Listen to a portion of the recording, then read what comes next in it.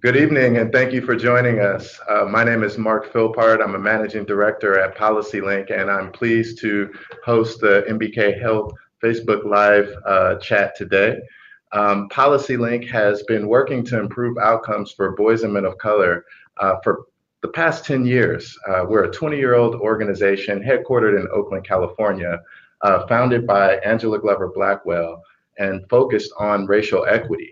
We see the plight of boys and men of color in our country as integral to that conversation and are really pleased to be hosting this event here today. Our moderator is Masha Charniak with the Latino Community Foundation.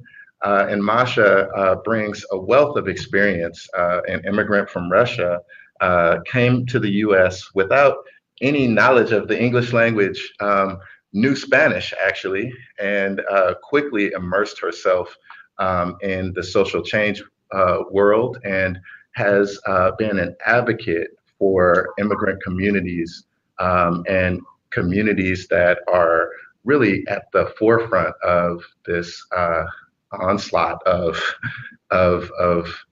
injustice and hate that we see so vividly in the country right now. And so we're really happy to have Masha lead this conversation for us. Thank you so much, Mark. I'm super excited to be here and most of all honored. Before I tell you a little bit about the Latino Community Foundation, I just want to say I spent the morning watching TED Talks. Yours blew my mind. I even shut the door. I was like, staff, don't bother me. This is so much more interesting than anything. And just want to honor the drummers, the lawyers, the school board presidents, the clinical psychologists, the fathers, the researchers, the entrepreneurs, the healers, the elders, the warriors in the room. So wow, I think for anybody watching this conversation, the bio is not enough. You have to go a little bit deeper and learn about these incredible human beings and what you guys have given to the community. Like, super inspired.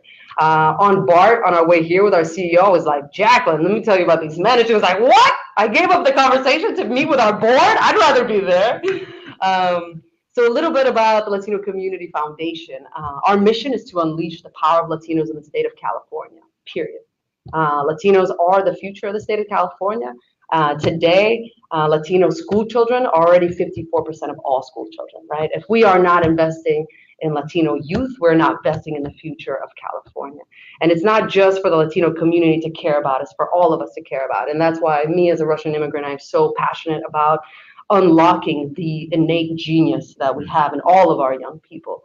And reminding them that their diversity, their multiculturalism, even their trauma and their pain that they bring and that they carry, they also carry a lot of solutions and joy and resilience and strength and power, right? So as an immigrant, I remember we just attended La Cultura Cura, the training with the National Compadres Network. I know all of you are very familiar with the work of Jerry Theo and Hector and folks like Sammy and George and these incredible leaders in our community. And it's really reminding us that, yes, we carry intergenerational or 7 generations of trauma and pain. And Jerry cried at the last retreat 7 times. And he said, I cry not just for myself. I shed the tears that my grandmother couldn't shed, that my father didn't have the strength to shed. And I'm still healing from all of the pain. And in those tears and in that laughter and that joy, I am constantly healing myself because the process of healing from trauma is ongoing forever, right? So there's so many lessons that I learned from Jerry, and it was amazing to sit there as a woman and everything that he said about his life story and how he helps young men resonated with me because I see our young men and they are my brothers, they are my sons. I just had my own baby, and I think, how do we help all babies thrive? So at LCF, there's something special that we're doing. We are inspiring philanthropy by and for the Latino community. And I was just telling Greg about this. We started one giving circle in San Francisco with 14 women from totally different backgrounds. We brought them all in the same room. We poured wine, a lot of wine, brought a lot of food, and said, let's talk about solutions in our community, and let's talk about philanthropy. And each woman put $1,000 on the table, and we made grant investments that year of $10,000. Little by little, we realized that the power of those 10 women was like profound, and they all started to bring their friends and family. So before you knew it, we had 25 women, 35 women, 40 women. We were giving out grants of 40,000. Before we knew it, we were in Oakland. We had the Latinos in tech. We went to the Central Valley, went to Silicon Valley. We're in LA. We're all across the state. We have 17 giving circles. Tonight, Sacramento gives out their grants. These are groups of people from all walks of life that come together with a commitment, not in charity, but in change. And they're raising their own money. 100% of what they raise go out the door. We've almost given out $1 million raised from within our own communities. And we're really, really proud of that.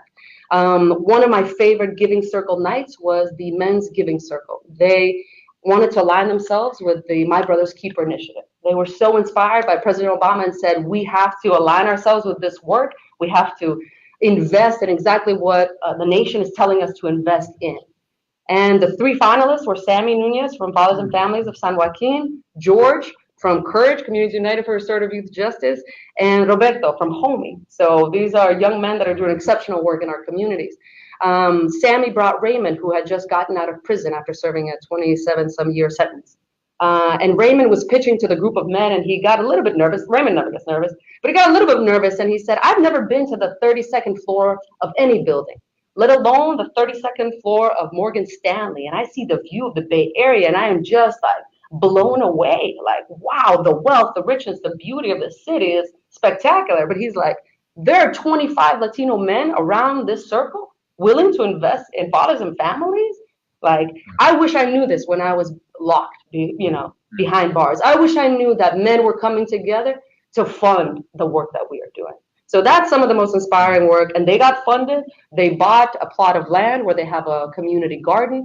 They recently planted trees for some lost loved ones and had a ceremony, I think, just 2 days ago.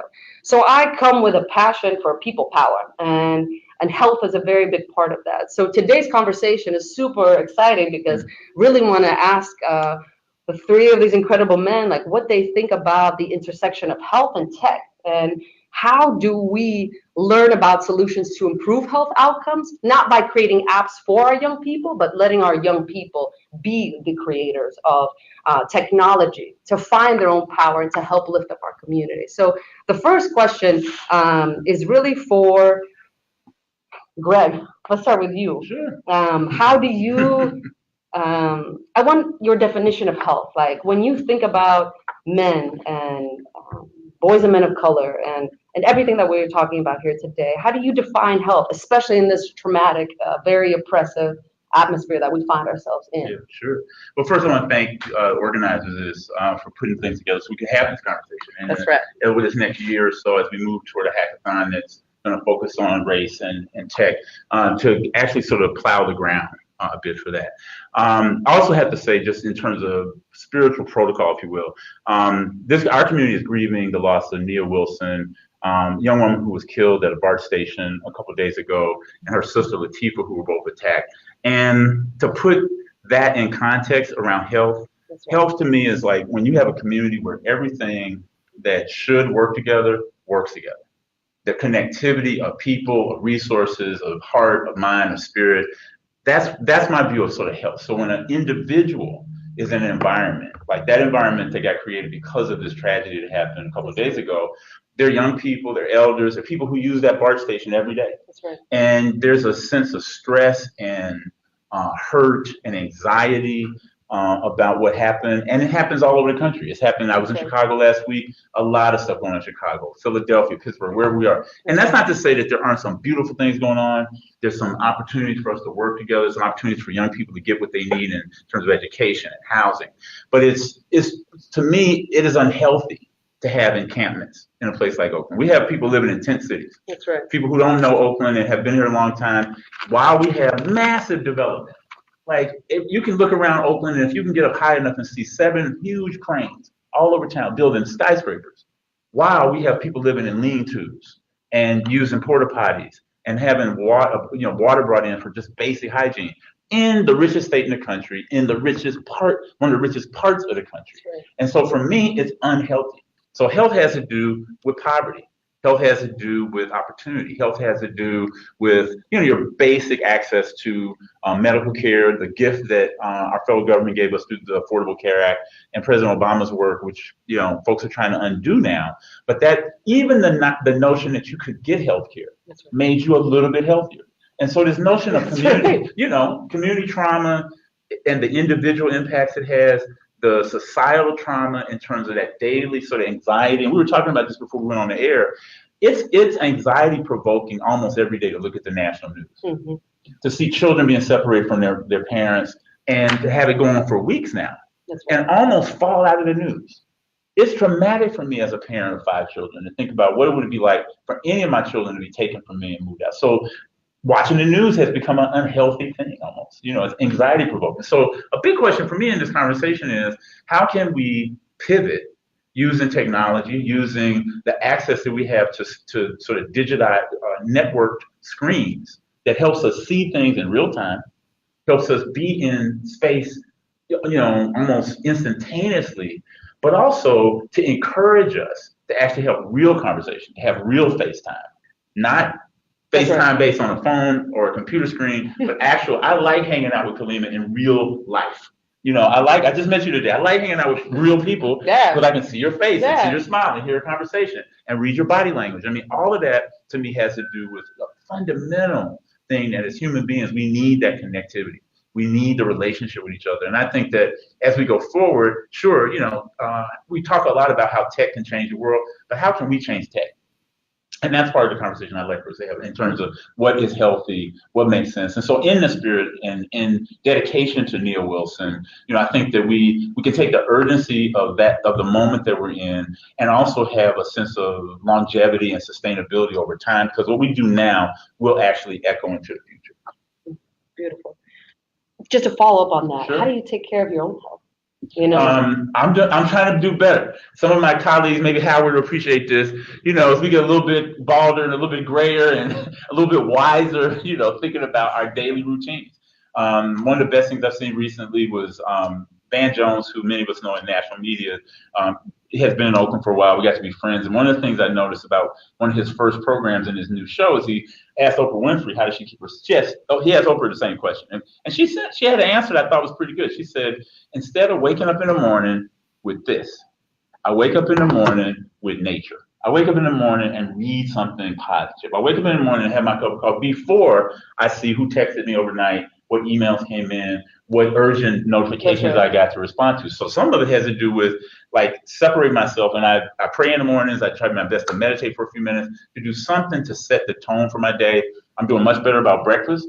My breakfast definition used to be coffee and donuts.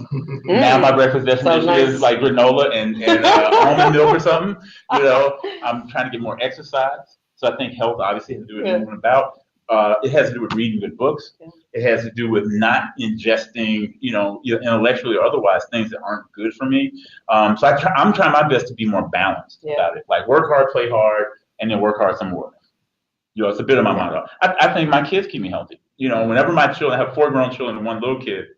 And my oldest, Shanaka, said to me once, it was pretty recent, she was at home. All of my kids were home because they live in various parts of the country now. And she said, so Dad, you get like really happy when we're around, huh? And I was like, yeah, I do. I actually like you guys. You know, I'm kind of compelled to love you because I'm your parent. That's part of the parent handbook. Like it says, you must love your children. It does not say you like your children. I actually love and like them. So playing music, I got friends, we play music. As a drummer, I get a chance to play. And I think to travel, experiment with new ideas. I got a bunch of instruments in my house, stringed instruments. I kind of have this vision of myself as at 90 or something, sitting on my front porch in West Oakland singing songs or something. I don't know. So that's a little bit about how to keep myself healthy. I love it.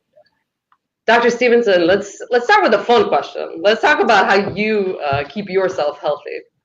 Oh, wow. Okay. So I play soccer, believe it or not. And for me, it's a way to be physical, still be competitive. And since I don't like running without a purpose, because I talk myself out of it halfway on the track, the game keeps me invested. So I could run throughout a game for hours because there's a goal. So that's a big way. And spending time with my sons around movies and playing And I actually still play with my son. So in a way, you know, until something breaks, that's my strategy, right? Who were you rooting for in the World Cup? Oh, I was Senegal and France were on my top list, but I'm a Brazil lover. So I played with some Brazilian teams in my younger days, out in California and Mexico. So, and I got to play in Africa. So my love is in that sort of vein. So yeah. Wow, that's amazing. I was captain of my soccer team, and we lost almost all of our games. But man, I learned a lot. It's a hard game. Dr. Stevenson, do you want to answer the other question? So how? What is your definition of health, and how does trauma fit into that? And not just being aware of trauma, but how do we help heal from trauma, and how do we connect what we already know to the tools that we have at our disposal in tech that we aren't necessarily utilizing? Sure. And is that possible, right, to really heal from trauma using apps, for example, or creating apps? Oh, yeah, I think we're excited about the possibility of these connections. When we think about health, we think about what in many respects affects every part of your life, right? If you can't be healthy, can you concentrate in school? Can you develop strong relationships? Can you make decisions that are healthy for not only you, but the people you care about? So health is as important as sleep. You know, to what degree are the sort of adverse experiences that are happening in our children's lives that affect something as basic as sleep? We know through a lot of research, some children are still revving up during their sleep time. And imagine what toll that takes on their abilities to engage and be successful in the world. So as Greg was talking about so wonderfully, these notions of health is connected to our environment, we underestimate. We don't count as easily the cost of what it's like to see around the world, to walk every day where you could be perceived as a threat simply by presence. And it doesn't matter how old you are. You know, part of the research that we know around particularly youth of color is that others see them as threats and project that they're closer than they really are, larger than they really are, and older than they really are. So a 12-year-old boy to us is not a 12-year-old boy to others who are threatened and frightened of him. And that's why we're seeing a lot in the world where you know, you're mowing the lawn or you're barbecuing and they're calling the police on you. And that's a particular form of dehumanization that takes a toll daily, and that we don't count the cost of that toll. And so part of our job for boys and young men of color is to think about, and particularly as Forward Promise, how do we count the cost? And we're interested in not only the technology, but the research that can allow us to understand sort of the general traumas of exposure to violence and poverty, but also how these get racialized, gendered in ways that we don't even consider. When you talk about those children who are being separated, they're also being from their families. They're being separated as a function of their racial and their cultural backgrounds. And that's a unique kind of assault that we think you need buffers for. And one of the ways that we think about buffering that, and this is part of the larger sort of Robert Wood Johnson's Foundation culture of health, that is, we're trying to understand, how does culture heal? You were mentioning Jerry Teo's work and the Compadres Network, which we find phenomenal, is this focus on what in our history, in our past, although tragic, includes incredible culturally responsive practices that allow us to heal. And if you think about history repeating itself, we could think about our grand and great-grand folks who were experiencing stuff that we are now re-experiencing. That's right. You need those same strategies that people use when they didn't have tech to be able to navigate this world. And now that we have tech, how do we connect culturally responsive practices that we're healing and with the knowledge that we have? And the wonderful thing I love about what we're going to talk about tonight is that another aspect of building healthy lives for boys and young men of color and their families and their partners, however they define their families and define their partners, is that through tech, there's a level of agency that they develop on their own, right? And we use this proverb, the lion's story will never be known as long as the hunter is the one to tell it. And in many respects, the struggle that we all have, even with the craziness in the world, is that we're following other people's scripts. We're following other folks' narratives about our boys and young men of color. So through this tech, we're hoping that they will begin to be their own script writers for their own agendas and their own narratives. And storytelling is healing in and of itself. Sometimes I can get something from Jerry's stories and Jerry's tears, from Greg's stories in ways that will heal me, and we underestimate what that means. And that's a particular cultural practice that we are proposing to support agencies that are engaged in this in the many different ways that culture is defined. And so for us, health is a sense of agency that's culturally driven, and we're excited, absolutely excited. Brilliant. Thank you so much, Dr. Stevenson. Kalimah, what do you think about culture of health and the framework that you all have, the heal, grow, and thrive? Is it possible to yourself heal from this work and using the power of technology? And you've been involved in hackathons all across the country and doing some really incredible stuff. Have you found any lessons from our young people that they are creating themselves, that they are themselves coming up with to help themselves heal and grow and thrive? Yeah, that's a good question. And thank you for allowing me to be here. When you walk into a hackathon, and first, what is a hackathon? For many of us who aren't in the tech space, when I tell people that Qeyno runs a school called Hackathon Academy, and so we teach kids to be hackers, that doesn't mean that we teach youth of color to hack into the Pentagon and disarm our nuclear weapons. I mean, that's coming, but what we do is that we teach them the not just the skills, but the product development and the ideation and some of the magic that goes behind the technology that we interact with every day. And with that, they can solve the world's biggest problems. And so when we talk about technology and the interaction with our youth, especially given the tragedy of Nia Wilson, that when George Zimmerman stalked Trayvon Martin, Trayvon Martin had a phone in his hand, and there was a friend of his who was on the other line. And when I think about that scenario, especially as a technologist, I think about, was there any app on his phone that could have saved his life? Was there any app on his friend's phone that could have saved his life? And when we think about the app ecosystem, especially back in 2013, 2014, there are more apps for the George Zimmermans of the world than there are for the Trayvon Martins. And so we decided as a technology company to launch the first Black Male Achievement Hackathon. And by launching the BMA Hackathon and then eventually the My Brother's Keeper Hackathon, then we were able to engage youth all across the nation in this idea that they can actually build something that could have saved Trayvon Martin's life.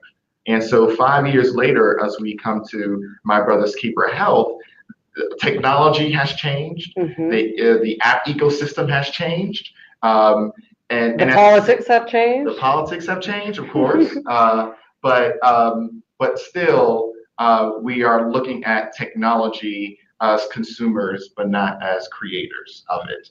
And so, so this opportunity to have this intersection between tech and race, and when Silicon Valley can be a very unhealthy place, like literally an unhealthy place. I've learned so much from Dr. Stevenson and Baba Greg Hodge about the importance of health. And yet when you walk into a hackathon, you're seeing pizza, you're seeing chips, you're seeing so many things that are unhealthy. The interaction between genders is unhealthy. The interaction between races is unhealthy. It's unhealthy in the workforce. And so then, of course, then the best thing that Silicon Valley can come with when it comes to technology is how you can order pizza at 3 a.m. rather than how do we solve poverty? How do we address systemic racism? How do we address some of these iniquities? And so, and I believe that our youth, our kids, no matter their zip code, can actually take that on if we teach them how to. So this upcoming hackathon that you have in February, it's focused specifically on health. Yes. And young people will get an opportunity to pitch their vision, right? And to create solutions for health. Yes. Yes, they will. And one of the really important things about and Howard has done work around this idea of this dehumanization, and this sort of dehumanization process that happens, and technology can sometimes contribute to that dehumanization because, as we say, the technology divides us; it keeps us separate rather than bring us together. So what happens when you bring people together? And so the hackathons aren't just for the youth. The hackathons are for the mentors who are working with them. They're for everyone who's a part of this community. And that's what we call an empathy spillover. And so one of the first responses that I received when we announced the Black Male Achievement Hackathon in Oakland was from an engineer in Silicon Valley who asked me, is it okay for me to come to Oakland for this? Can you move this to San Francisco or deeper in the valley? And then I had another engineer ask me, can we not place an emphasis on boys? Because I've never had any interaction with boys of color. Girls would be okay. Can we just do girls? And then I had another person just admit to sharing, I've never had any interaction. And so then, of course, there was an incident and I believe in San Francisco where you had a couple of kids who were playing in a basketball court, and a couple of members of a tech company said, "Well, we rented this basketball court, and so you have to leave." Right. We have an app. Here's the exactly. And so exactly. And so here it is. And it wasn't an opportunity for them to say, you know what, let's play together. Let's show us some moves. Let's see. No, it was here. We don't know how to interact, and we don't know how to be in the same space. And that tends to be a theme now that's coming up a lot. And I'll probably address that later. So this empathy spillover is this opportunity for not just the young person to who we call our trailblazers to learn from the mentors and learn their stories, but the mentors to go back to their spaces, to go back to their work offices and have a different narrative, carry a different narrative of their interaction. And what happens usually is that connection remains, and that connection is nurtured throughout that young person's life. It's interesting that even at the hackathon, the human connection and the relationships, at the end of the day, that's what I think heals and connects and empowers us. And how do we do both? You know, technology is not going to solve our world's problems. You know, money is not going to solve philanthropies. You know, thinking like, oh, if the Latino Community Foundation were to raise $100 million, we could change the world. No, it wouldn't be enough. It's really about people. It's about relationship. It's about leadership, like owning and stepping into that role. Dr. Stevenson, watching your TED Talk, you talked a lot about like the 60 seconds that it takes, like to make that quick decision, right? And watching you take your son through that whole experience with Trayvon Martin and your own response and anger and kind of managing that. You talk about the recast, and the resolve. Some of these tools are really simple, and you lay them out really well. Have you ever thought about using the power of tech to kind of bring it to a wider audience? Yes, I've thought a lot of time, but I need to spend more time with Kalimah to actually make it real.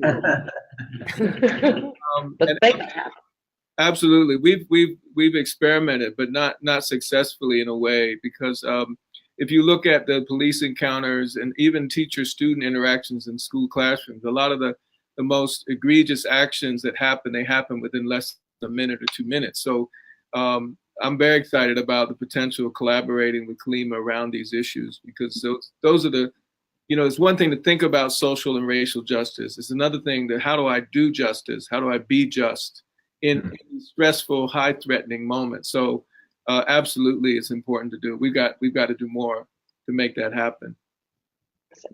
I know that the next segment is really focused on tools versus toys. And at first, when we talked about this, I'm like, toys? This is usually a toy. I think for our young people, now it's the new Jordans, you know. It's like in my community when I grew up, everyone wanted the best sneaker. Now it's like $1,000 cell phone, and I'm like, this thing is so expensive, and what is it giving us, right? At least shoes you could play soccer in or basketball in, you know. Is this actually getting us on the playground? But we've done a lot of work in the Latino community to talk about, you know, being creators and the producers of content and of our own stories.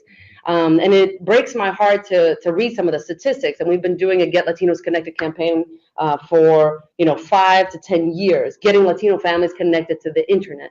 Less than 54% of all families in California that are Latino have access to the internet at home, which means they're not connected through a laptop or a desktop, which means their only way to connect to the internet is through the cell phone. Kids are sharing a cell phone. They're doing homework on the cell phone. Last time I checked, you can't access Excel and, you know, make edits. It's really hard to type an essay in a cell phone. It's really hard, but the young kids are figuring out, they're making it happen, and they're, you know, sharing with their young brothers and sisters, but that's not okay, right? That's not progress for us, because still at the end of the day, they're using this as a tool to consume, right?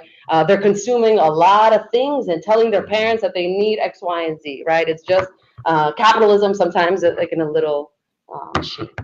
So what are your thoughts, Greg? You have 5 kids, and the 9-year-old son, your youngest, does he have a cell phone? Daughter, sorry.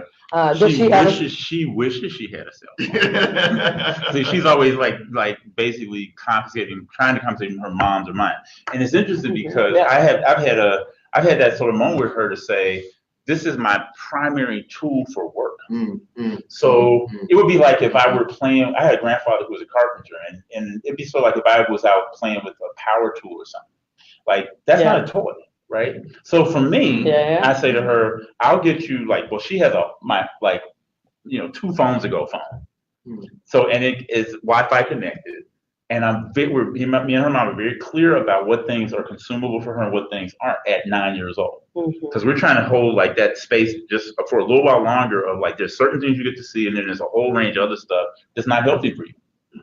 It's the same way that my mom, there were certain foods I got to eat growing up and certain foods I didn't get to eat. And I would go to my friend's house where they were having chitlins, and, you know, and I didn't really like it anyway, but had I liked that kind of stuff, you know, I would have had some. But mom was like, that's not really healthy.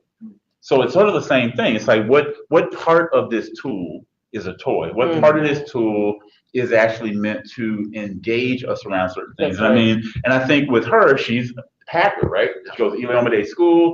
Elam Day's been a partner with Hidden Genius, which is another one of your endeavors way back.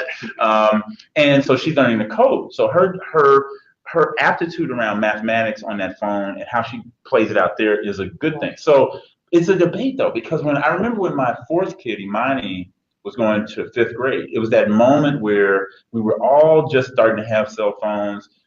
We had to like move from pagers. Remember pagers? You may not be old enough to remember pagers, but pagers. I remember pagers. Okay. and the utility of the phone for her was, because she was growing up in West Oakland, was she's now about to walk home from school. It's like maybe 8 blocks. And so that question of, and her argument was, as a 5th grade, she figured out, like, I'm an attorney, so I figured out, like, here's the issue, here's the rule, you know, she had the analysis. She said, I need a phone so that you all will know where I am when school is over. Not, I need a phone so I can call my friends. And texting wasn't quite as big. What I'm noticing is that at each generation, folks are getting into the technology, a lot of power in their hands, younger and younger and younger. And so part of it, for me as a parent, has been what's appropriate. Like, if this is a tool, like that power saw, there's certain things I don't want you doing. That's right. There's other things I really do want you to do. So are there ways that engaging apps that are going to help her look for not just the tragedy that happened at a BART station, because that was immediate. We all heard about it at the same time. But what about the more positive, you know, uplifting, powerful things that are also going on in other parts of the world that we don't hear about? Like, I'm curious about how we make that more of the engagement, how we make that more of the way that we use this powerful tool, because it is a powerful tool. And so for me, when I think about, you know, like young people in Oakland Unified School District or in your charter schools in town or Elam Day School, like, how are we using this tool as a tool for their education? Another insight that I got around this, and it was me showing in some ways, ageism maybe, there was a point where my older kids were in high school and they would have their phone in one hand, a laptop, and it's probably a third device. There was like 3 or 4 things going. And I walk in the room and say, well, what are you doing? I'm doing my homework. And I'm like, how are you doing your homework with a video game going and music and the syllabus, you know, the textbook work that you're doing on your computer? And it's like, it's just how we do that. And what I realized, and I would love to hear Howard and Kalimah, your thoughts about this, it made me realize that they're wired differently. The way their brain operates is different. It's comparable to surfing channels that we used to do back in the day. You have a remote, you surf the channels. We used to watch 1 program. Our kids could watch 3 programs and get the meaningful content from all of it, right? So they're just operating differently. So I'm wondering how is technology changing us as human beings and our capacity to process information, our capacity to engage and interface with the world. So and multitask, And multitask. What do you think? And by the way, here's what, and to end that story, what would normally happen would be, I said, well, you know, this is really not going to be good, and you're not going to make good grades. And when it came home with all A's, and put it on the table, it's like, Dad, what? And there's no comeback. There's no comeback on that. Kids are so smart. What do you think, Dr. Stevenson? How is technology also, you know, rewiring our brain? And what do you think about young kids who are, you know, 6 years old making the case for an iPhone, you know, and using it versus a toy and as a tool? And you as a parent, how have you dealt with this? No, I've struggled, just like Greg is saying. I think my son was 10, I'm more than 11 when he got his. So 6 is too early for me, but I think in a lot of ways he is, my son has taught me a lot about how he's using it. I mean, the agency, the sense of independence, sense of access to information. And I think the challenge is how you control that information, but he seems to be empowered by what he knows about what's going on in the world. And that's capital, that's cachet that he can use in relationships. And then when we think about, you know, for what do we need technology for? You know, this sense of competence. You know, if you look at the rate of suicide for black and brown boys, it's increased dramatically in just the last 10 years. It used to be that the black-white difference around suicide rate was just, you know, whites did much more of the suicide. We've learned in just a decade, because of how things have changed. So how you situate yourself in a social world, how you appreciate your own difference in that world, which is often targeted as a problem, becomes a way that you don't feel, you know, you take that dehumanization to other places. So I think the way these tools are used for agency and independence, maybe, and you know, for us, we're thinking about how do you use these tools to challenge the stereotypes, the media stereotypes, because you're transacting in all kinds of information that's dissing your very being. You know, there's a way to turn that in the other direction. So, I mean, I think for my son, I've seen the same thing, not the all A's coming directly from that multitasking, but a competence that he can carry or swag that he can use in other places. And you know, I think the biggest struggle for our young kids and teenage kids is to deal with that sort of hyper-masculinity dynamic, as well as the dynamic around having it all together. And so, you know, if we can use it for the heart and the head, I'm excited. Awesome. Thank you, Dr. Stevenson. What about you, Kalimah? This is anything inspiring that's coming up from young people that are solving problems and really using this as a tool for social change, but also healing, personal healing? Well, I thank you for that question, and I want to thank all of you, Latino Community Foundation and Greg Hodge and his amazing consulting firm, and Dr. Howard Stevenson and Dr. Robert Bryant and Kelly Doolin. I mean, there's so many shouts I want to give to this incredible BYMOC space that includes PolicyLink and so many others in opening your arms to technology and the role of technology. Another shout out is to Greenlighting Institute. I was invited to sit on a panel, and in the Q&A section, there was an educator who stood up and said, "Well, you know, you're the tech guy, and so you know, what do you say about that these kids, they need to get their eyes away from the phone and see what's going on around them?" you know, and then everyone like kind of applauded. And he says, and so I mean, so don't they need less technology? And so my response was that that the power is in that phone. Mm-hmm. That power has shifted. Power has shifted so that the centers of power in this country are DC, you know, Hollywood, you know, Wall Street, and now Silicon Valley. And so when we talk about power, another shout out to Van Jones is he says that there is more computing power in our phones than when we sent someone to the moon. And so how they look at these devices is, you know, I see as an opportunity. One of the most amazing experiences I had was when Qeyno through Hackathon Academy, we had a hackathon in Albuquerque, New Mexico, with the Native American Community Academy. And one of the young people who spent all his time on his PlayStation, on his game console, and parents, you may empathize with this, and he decided to create a sort of ESPN, but one that recognized traditional Native athletes and sports, and so he laid it out, and he showed his prototype, and one of his elders, his grandfather, just cried. I mean, he just cried. And because we never know whether or not they're getting it, right? We never know whether or not they're getting it. And so when it lands on them and then they're able to use that device, then what they're saying is, I'm getting it and I want to stay connected. Because the alternative, unfortunately, when we look at the numbers, that disconnected youth are actually the most vulnerable. That for someone who grew up in the foster care system, I have a friend of mine who worked on legislation to get foster care youth, primarily girls, to be able to have cell phones.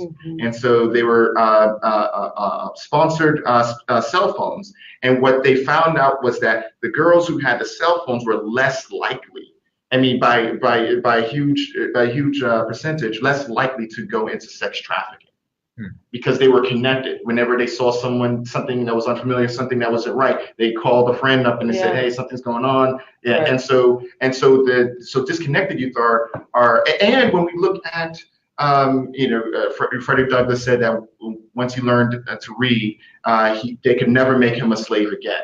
And then when we think about incarceration rates and the relationship between incarceration rates, the school to prison pipeline, and low literacy amongst those who are unfortunately incarcerated, what does digital literacy or being digitally illiterate going to do for the next generation when we are looking at devices as just consumption, as just toys? And so shifting their view for that, and at the same time still feeling connected. That one of the best things that we have the young people do when they're understanding agile development and how to build better products is to test and ask questions. So they go to their parents, they go to their community, they say, so what do you think about this product? What do you think about this? What if we do this feature? What if we do that feature? And so they're learning how not just to build a product or a company or a project, but they're also receiving input and feedback. And so that the things that they're creating are smarter. And so, and I think that is how we shift this conversation around from toys to Can I add one piece to this? Because I think that one of the challenges, and I'd love to hear, talk about this for a second, is how do we go from the fascination with the tragic, the painful, and the unproductive to a curiosity, a rigorous curiosity about the good, the better, and the best, or something like that. In other words, if a kid is in a schoolyard and a fight's going on, 15 phones come out. Yes, of course. So everybody's going to instantaneously see that Jamal and Jamila were in this fight, and it was like it was just going right. That's right. And I'm not saying just kids, adults. Whenever there's some crazy viral video, it's usually about something really like just kind of out there, right? Yeah. So I think that having this ethos of engagement with the positive, and not have it be corny, not have it be the schmaltzy stuff, but this is a challenge to us, I think. Like, how do we get enough content and apps that pull that content together around like this Native American piece? So if you can't sit on native land in the Southwest, if you're a kid in Connecticut or in Florida and you want to engage with that native community, these tools actually give us a window into that. And I would argue that it gives us a window, but that it also encourages us to then get out there and try to travel or go to places to see other things. And if we don't have the resources to do it, maybe it's the next best thing. I've been playing around with a set of virtual reality, goggles. And so the more interesting things to me aren't the roller coaster ride. They aren't that. It's the nature walk. It's the, Hubble telescope images. It's the stuff that I can't normally do. And I saw an interesting piece this morning, Will Smith. I've been following Will Smith on Instagram. And one of the things he did, he took his family to Hawaii, very close to where the volcanoes erupting. Now, we can see those amazing images of lava flowing into the ocean and literally creating more land. But what you can't get from this device is what he described. He said, we walked on this land and it felt like the volcano was breathing under the ground. So the feeling of the earth actually, changing and transforming itself. Now that I've seen that and heard him make that statement, it makes me want to go there. I want apps that make our kids want to go there, like to engage around intellectual pursuit, engage around nature, engage around, new people, different places. Why can't we have a bucket challenge for that instead of, it's so true. And that's why many of us don't want to be on Facebook anymore. It's just like not enough baby photos, not enough vacation photos that make you want to go there, but a lot of, and some of this is from, the country where I immigrated from, from Russia interfering. And every time our friends talk about that, I say, most times, even when I go home to Ohio, I don't experience that hate. When we sit down person to person, even if we have different views, it's very rare that we're all in our faces, like saying the things that you would say on Facebook to each other. It's mind-blowing.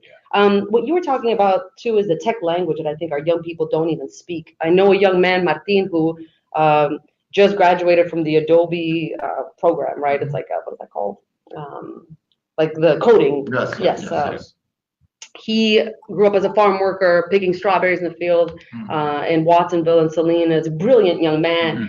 And once he started learning the language of what they were saying, user experience and all these things, he's like, oh, I know what that is. I've done all of this. Oh yeah, I talked to my grandma when I helped create the website for her panaderia. I knew exactly who consumers were. Right. He's like, we do all that stuff all the time. Of course, we would never launch a website until we talk to the people, Right.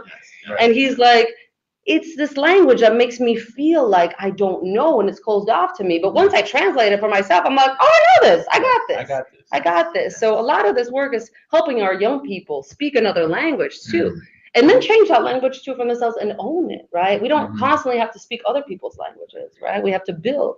Dr. Stevenson, any thoughts on what we were just talking about shaping a new narrative, around positivity in the tech space? Watching your TED Talk, TED is one of the few things I can always count on to be inspired and educated and be like, whoa, and you just start researching and it takes you off into this just whole of engagement. And it's so, it can be the other thing, it can be super toxic. So any thoughts on how we do a bucket challenge about positivity? Well, yeah, one thought about positivity, at least in the BYMOC space, how do we broaden that space so that young people can use the tech to appreciate intersectionality, for example? Yeah. What degree do we think about these spaces that are virtual but also fluid, to include girls and women in these spaces, and how can people be comfortable in not only witnessing but transacting? Because in many ways that counters the other narratives that are so rigid around what you're supposed to be. The apps that actually get at, the health consequences of supremacy, right? Can you imagine living in a world where you're supposed to be better than other people? That's a lie, right? It's a lie. trying to keep up that you're better than somebody is not only ridiculous, what are the health consequences of that? And I think of, the apps that use to self-monitor. How can I take care of myself in ways that are related to these very different spaces around difference? And voice is going to be, central to that. I think of some of our other NAC members, like Dr. Angela Diaz, who's doing services. She's the director of Mount Sinai Adolescent Health Center in New York, and she's serving 13,000 young people a year for free, where they're getting dental care, eye care, they're getting all kinds of services free that they couldn't get anywhere else, and to use that as a way to build villages for young people on how to talk to each other, because she has such a diverse community that she's serving. How do we think of villages being created in these spaces where technology is helping in that regard is very exciting. So, I think self-care is going to be, an issue in the future where we think very differently about, how do we speak on behalf of ourselves and people we care about. The example that's happening in the border, some of us have, traditions in which we know from our history 300 years ago. And how do we see that fight as our fight, right? How do we participate and realize, as you were saying, Greg, your 5 children, my 2 sons, I can't imagine the horror and tragedy, but it's a repeat of history, right? And I think, can our technology also help us to connect history of the past to what's going on now in the most creative ways, so we don't have to, we don't have to easily, struggle with the transition. Why are we telling stories from before? Because right now they're necessary.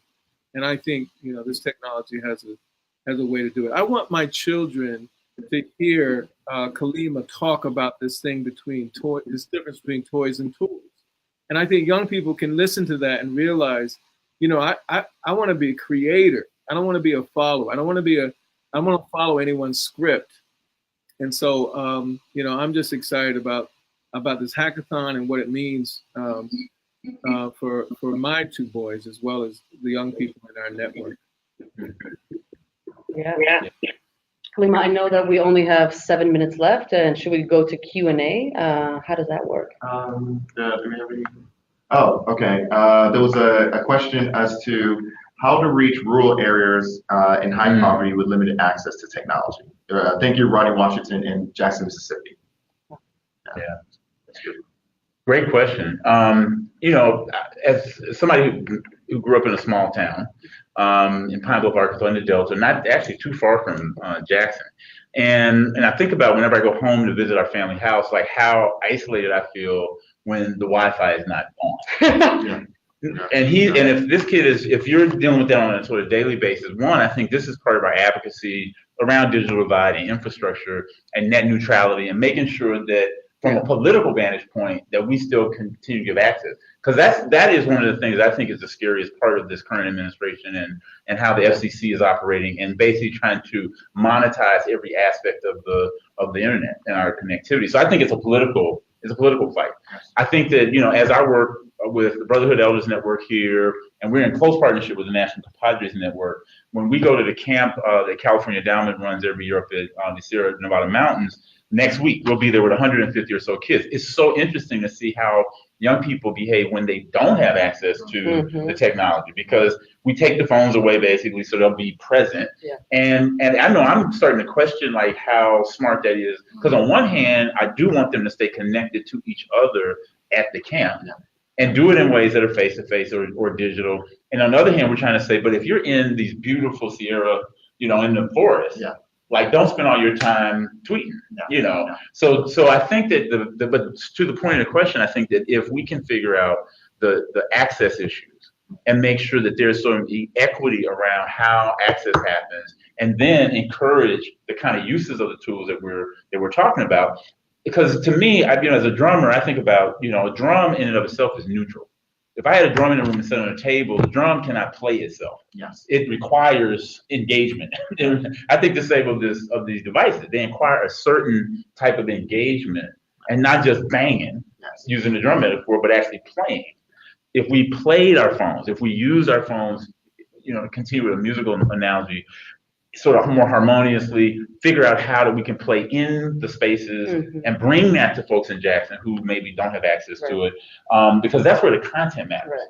I mean, I think that, a kid like, I'm saying a kid, it might be a 30-year-old saying that, I don't know. But something about, staying aware of the political fights that we need to fight to keep access while we talk about content and how to use these tools.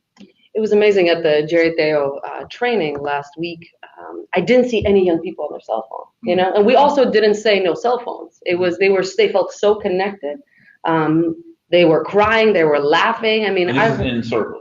This is in Circle, yeah. Yeah. See, and so it goes straight to the point. That notion of engagement, because the minute you engage, you don't need your phone. That's right. When You're actually feeling something, and it goes to Howard's point about storytelling. That's right. Honoring ancestors, being able to be present in a whole nother way. Right. Your phone does you very little good in a sweat lodge. It really is just not. You don't really need it. Yeah. The interesting thing about access that I feel like a lot of people in San Francisco have no idea. Folks that grew up in California too, outside of the Central Valley, they just don't know that people are still not connected to the internet. They feel like the digital divide conversation is long past, and it hasn't, and this is a reality facing rural communities, and we need to be stronger advocates here in the epicenter of the tech world to remind people that, man, rural communities are so far behind and so excluded, and here we are having a conversation about like choice, and like telling young people to bring their cell phone. Other people are just not connected at all, Dr. Stevenson, any thoughts on rural America and how do we really close that digital divide for real? I grew up in the woods, honestly. You think I would have a good answer for this. I think, as Greg described, the one TV in our community, people came to that space. Yeah. We had community, but we had to share technology. That's right. We can bring young men and boys and families to barbershops where they can become technology centers, right? Communities where, and then to me, you're thinking not only about, we were talking about crossing intersectional divide, learning about other folks and boys and young men of color, trans youth, gay, gender expression. What about intergenerational? The notion that, old heads and young boys and their families can traverse that space. Barbershops can be tech centers, but have a lot of people driving in, right? You're spending your time very differently in rural spaces. That's right. Around getting to those spots. But that's another way to think about village, I think. Yeah. I think it's really important. One of our community partners, Digital Nest, is doing just that in Watsonville and Salinas, and their vision is to be in every rural community across the state of California. They're creating a Google-like space. When you walk in, you have movable furniture, you have free snacks, you have smoothies, you have everything at your disposal, software, the best of the best. They have a 3D printer upstairs.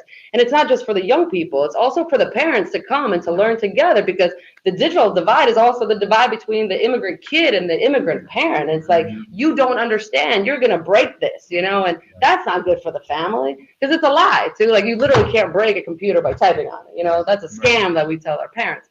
But yeah, how do we create hubs? Because I think it's so true. You go to any foreign country, there's a TV and a soccer match is being watched on this tiny little TV, and 1,000 people can see it.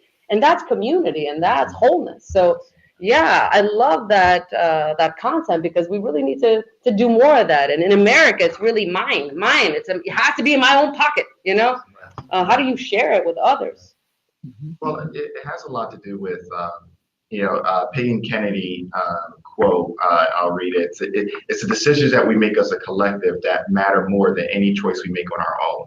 And this platform of health being so critical, being so important to this conversation around tech. And I've heard terms from Dr. Stevenson and Baba Greg Hodge on health consequences, health benefits. And when you look at when you're building technology and whether that technology is creating health consequences and health benefits, is it widening opportunity, or is it closing opportunity?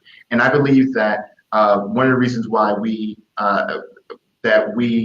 shifted for Qeyno from being just an education portfolio company, a technology company, to being a think tank is because we as a country, if we want to talk about our collective health, we're in trouble. Because that kid is disconnected in Appalachia, because that kid is disconnected in Oakland, because that kid is disconnected in the Bayou, then the risk is that we become much more vulnerable in a cyber cold war with other nations, because we're not developing the talent, we're not developing the interest, that the kids feel so much more disconnected than kids in other nations. And I believe that when we decide to look at closing the digital divide as a health imperative and as a national security issue, then we can bring both sides of the aisle together and start thinking of solutions.